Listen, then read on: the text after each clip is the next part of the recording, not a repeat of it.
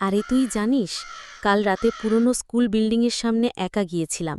হঠাৎ একটা ঠান্ডা হাওয়া আর কার যেন নিঃশ্বাস পড়ার শব্দ পেলাম। সিরিয়াসলি বলছিস? ওখানে তো আগে থেকেই লোকজন বলে ভূত টুত কিছু আছে।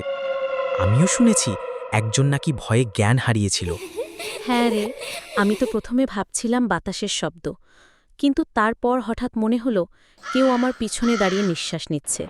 ধীরে ধীরে ঘুরে তাকালাম, দেখি একটা ছায়া। ছায়া? কেমন ছায়া? কেমন যেন অস্পষ্ট। মাথার উপর লম্বা টুপি ছিল, কাপড়টা পুরনো আমলের মতো। চোখে চোখ পড়তেই মনে হলো সে আমার দিকেই এগিয়ে আসছে। দোস্ত, তুই দৌড়াসনি? দৌড়েছি, প্রাণপণে দৌড়েছি। এমন দৌড় জীবনে দিইনি। মনে হচ্ছিল কেউ আমার পেছনে দৌড়াচ্ছে। শ্বাস বন্ধ হয়ে যাচ্ছিল। আমি হলে আগেই পড়ে যেতাম মাটিতে, তারপর ওর কাছেই থাকতাম চিরতরে।